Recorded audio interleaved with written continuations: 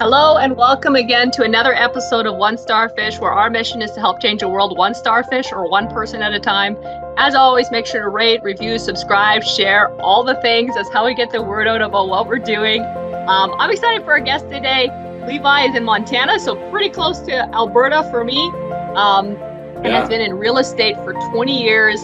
Just started a real estate coaching business, so we'll get into a lot of that kind of stuff. But thanks for being on the show. Thanks for having me. I'm excited. Yeah. I'm a little jealous. You're warm in Texas and I'm up here in Montana in the cold. Well, the joys of travel. I love it. know. So let's dig into things. What got you into real estate over 20 years ago, and tell us a little bit about your journey through that. Yeah, I started in real estate. I started as a maintenance man at a property management company. In my early 20s, I already had two kids at that point to support, and I started. I didn't graduate high school. I grew up in a small town in Montana. There wasn't a ton of options. And I'm in my mid 40s, so there wasn't a lot of like the YouTube or Instagram mentors that you can have now, which is great for people doing it now. So like we kind of had to find our way through things a little different than kids do now, which I'm really grateful for them. So like I read like the Donald Trump books and just fell in love with real estate. The fact that you could own real estate and people pay rent and make your mortgage payment, and the fact just that you could build wealth with real estate without having an education, because I didn't go to college. I'm not your traditional student. Attendance was a problem for me. I didn't love school, which is still, I'm still not a good learner, like a traditional learner, labeled with, ADHD and all that kind of stuff young, which I think a lot of kids were, but just, rambunctious, played a lot of sports. That real competitive drive from the sports, I think, helped. But real estate to me was just the first way I could latch on to building wealth, or like even just being semi-successful, growing up in a rural area. What are some things, because a lot of people get into real estate and a lot of people don't succeed in real estate. What are some things that you feel are the differentiators between someone that gets in and actually gets somewhere and someone that gets in and just spends a bunch of money to get their licenses and all this stuff and doesn't go anywhere? Absolutely. That's a great question, Angela. I think my biggest attribute has just been persistence. I don't think there's a lot special about what I do different. It's just I show up every day and do the little things right. And I had a wrestling coach tell me when I was really young, if you do the little things right, you'll do the big things right as well. So you show up, you do the open houses, you go meet people. I had a mentor young that, my early 20s, that said, dress up, show up, make calls, take calls. A lot of people in real estate, they watch HGTV, or, they think they're going to work from home, or, they're going to make their own schedules, right? Like, it's a service business where, the people that I sell houses to have jobs. So if they want to go look at houses at 7:00 on a Sunday night, we're going to look at houses at 7:00 on a Sunday night. So I really think persistence, not giving up, is a huge just benefit, right? Like I grew up with that zero mentality options because I did grow up poor. We moved around a lot. And so like I didn't have a safety net to fall back on. I didn't have that, the mom and dad to, you bail you out of a jam. And then being in my early 20s with two kids, I really had to have that zero, that mentality that, well, we just don't have an option for this not to work. So I think you gotta get out and meet people. You gotta have those coffees, lunches, open houses. I mean, in your business, you have to get in front of people. Where did that come from? Have you always been that way? Like, were your parents that way? Like, where did that persistence and consistency, is that something you've always like had as a strength, or how did you work at building it? I got a lot of my work ethic from my dad. He's a truck driver. He hauled fuel for 30 years. You know that life. And didn't see him a lot, but I knew he was working hard. That persistence, I just think, comes from not having an option to fail. Like, it's either that or I have to go, I have to go to McDonald's and get a job, or to support my family, or, you just have to. I think in that, a lot of it comes from sports, right? Like, if you want to get better, you have to train. All the all the all the advantages are done in the dark when nobody else is watching you, and they're not in the lights when you go and perform one time. It's the practice and the hard work that you put in. So I think a lot of it is the burn the boats mentality. Like, you just don't have another option. I think that's where a lot of people, yes, lack. So on the days you don't want to work, or you didn't want to work, and I sometimes think as you become more successful, it's harder to actually get up because you're not starving. There's Absolutely. not a food thing. So what motivates you to work on the days that maybe you don't feel like it? I know we talk about this quite a bit. Is I have to, like, channel that dark side, right? And I know it's probably not healthy. I have to think, well, my competitors are up. My competitors are out, beating the streets. They're out working today, so I better get moving, right? Like, or it's, Ed Milet says it, right? Like, then you're creating distance. I want to start lapping my competition, not just nosing ahead. So and I think real winners have that edge, that domination, that you have to have it. Do you think people are born with it, or do you think they can breed it into themselves? That's a good question. I think you can, a little bit. I think a lot of it is born. I think a lot of it has to do with that struggle growing up, progressing in life. I think a lot of it comes from that. But, there are those outliers that, have all the benefits of life and really take off as well. So it's really hard to say, but I do think the two things, growing up without and having a competitive nature really helps. It's, I coached wrestling for a lot of years because my son wrestled, and you just see some kids have the desire, and then some kids just don't, and that's okay too. You're right. They're just not meant for a gladiator sport like that. And it's just, and I think it's somewhere in the middle. I don't think there's a right answer to that one. What are some things that you feel, so someone's listening to this, and like, what are some things, tangible things that you feel that have helped accelerate that competitive edge, or the dark side, or whatever? Right. What's kind of helped you get farther faster, that you feel are some major things? Boy, and you know this, growing up in a rural area, you feel really alone. Like, when I've got friends that we come where I live, there's like 3 refineries. So, like, going to work at a refinery is a great job around here, and it really helps our economy. But that wasn't my path, right? So I feel, you go out and do a business, and I started a property management company when I was 24, 25, and then I got my real estate license. And so I was just on a different path than everybody. So I felt like on an island.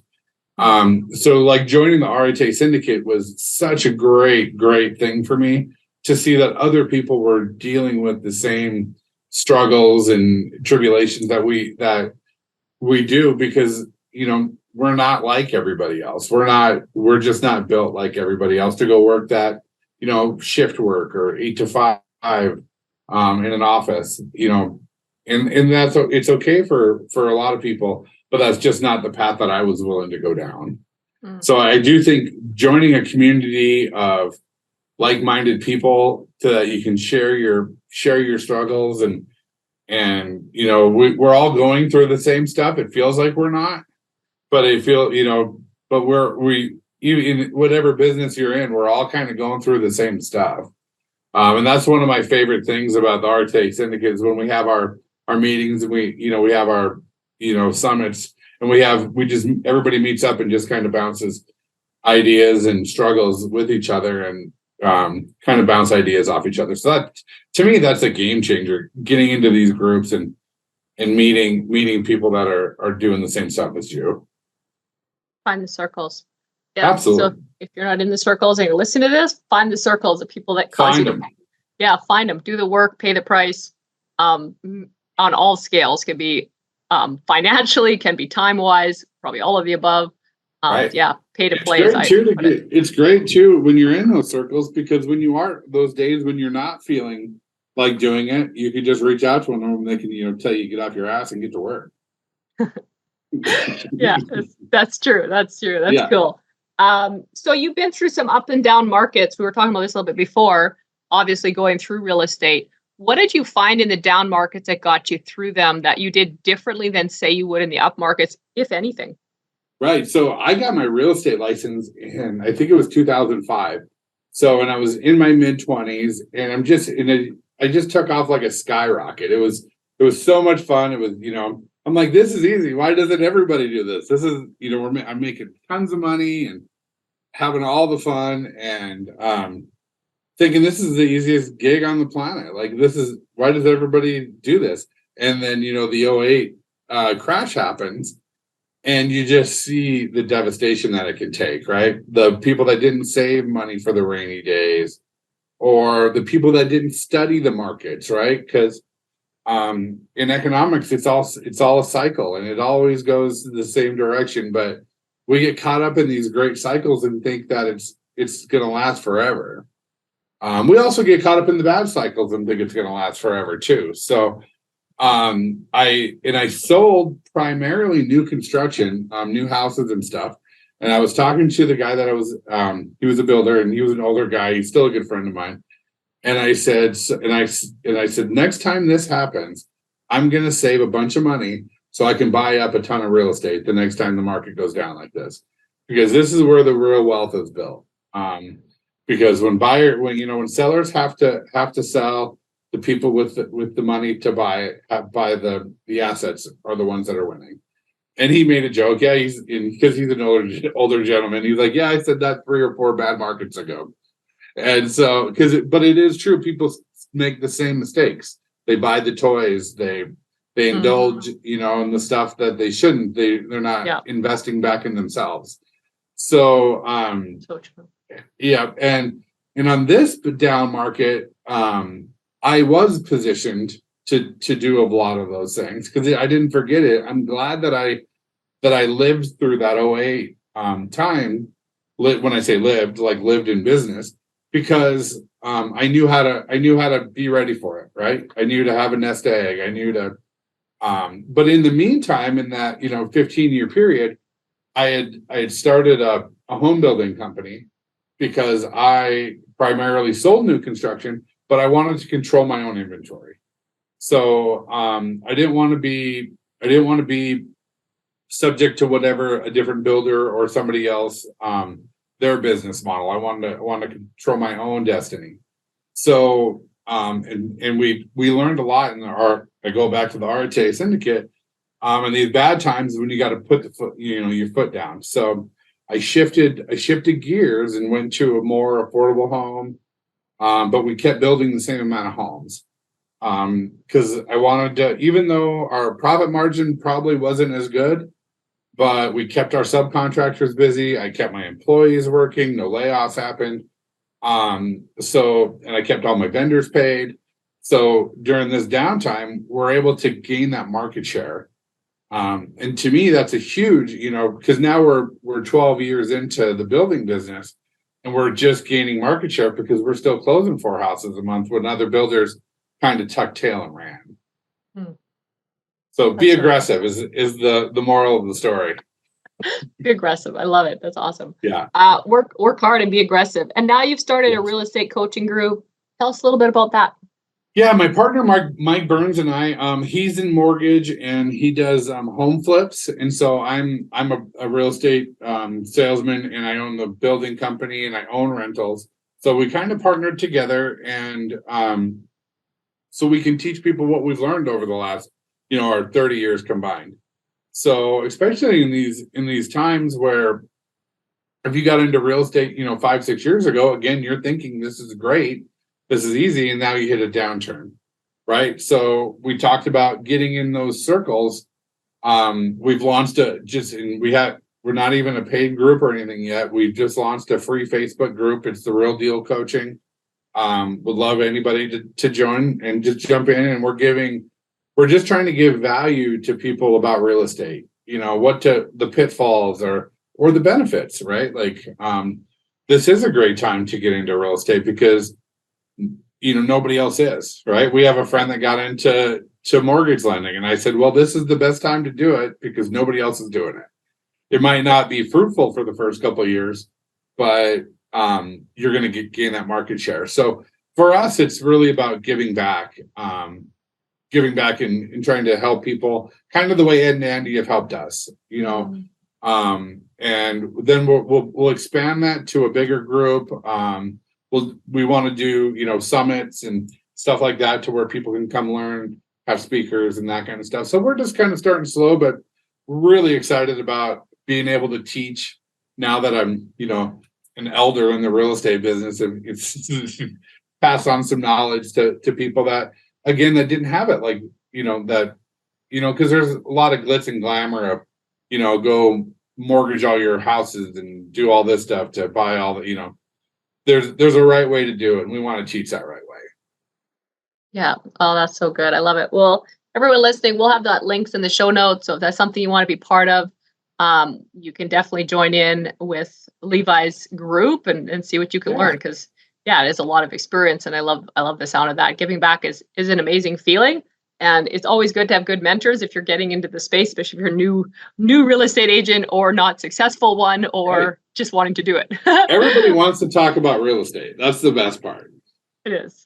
Yeah, it's a big hubbub, that's for sure. Absolutely. But you can lose a lot of money, you can make money, you can also lose a lot of money, that's for sure. And you can just build slow wealth, is what I like to preach. I like that. Yeah, most people are looking for something fast. So and nothing's really normally that fast. If it's fast in, it's fast out. You're the financial advisor here, Angela, not me. I just say get rents. Yeah, take the time. I love it. That's awesome. So guys, in wrapping up, I always ask 3 final questions, and then anything that we didn't talk on that you just think is really impactful for our listeners. First final question is, if someone's looking for their purpose, what's one sentence that you could say that could help them find it? Just don't stop, right? Like I feel like everybody starts and stops and starts and stops and doesn't, they don't see things all the way through. We're in such that's more than one sentence, sorry. But we're in such an instant gratification Instagram world that doesn't it glorifies the ending, not the journey, right? Like my favorite scenes, and I always go to sports movies, right? Or like the training scenes, right? Like the Remember the Titans movie when they're, all training in the rain and bloody and, sweaty. That's my favorite part. Get in the trenches and do the work, because it's not going to happen magically. Good. I like that. Number 2 question is, what's a favorite quote and why? There's so many quotes. I just wrote one down on my phone. There's so many that I like. This was actually a Tim Tebow quote, and I wrote it down. He said, "Somewhere my competition is working, and when we meet, he will win." So it means, like, if you're not working, your competition's out there working. Kind of goes back to what I said earlier, right? But there's just so many good quotes that great people have said now that I'm really about just getting in the trenches and working. Good. I like that. And number 3rd and final question is, what one word or sentence you want on your gravestone? Just grateful for the opportunities, for my family, friends. Like we only get one go at this, so you got to kind of take everything in. And I don't know if everything happens for a reason, but you have to kind of take what happens and make the best of it and keep pushing. It's good. So if someone runs into a coffee shop and they're like, "Hey, Levi, listen to the podcast. It's great. Persistence is a big thing I got out of it. What's Yeah. something that we didn't touch on that you think would be really impactful for our listeners? A couple of things. I think getting in these circles, like we talked about, creating long-term friendships. You and I met, at the first Arte Summit. These things really matter. Having these relationships, because it is such a fly-by-night society that we're living in right now. Ask the questions of the people that you want to be mentors. Don't just listen. Ask those deep questions that will help you. Like, I think that I spent a lot of my time growing up trying to like be the cool guy, not wanting to look dumb, right? Like, I'm not educated, so I always didn't want to be dumb. So I didn't ask the questions. Where now I'll ask anybody anything. There truly is no dumb question. So that's the biggest thing. Just ask the questions all the time. That's good. I like that. That's awesome. Guys, Yeah. make sure to rate, review, subscribe. If you know some people into real estate, make sure to really share the stuff with them. Get them in the Facebook group, all of that kind of good stuff. Guys, let's go out there. Let's change the world one starfish or one person at a time. If we can change one life at a time together, we could change the world. Thanks for being on, Levi. Thanks, Angela.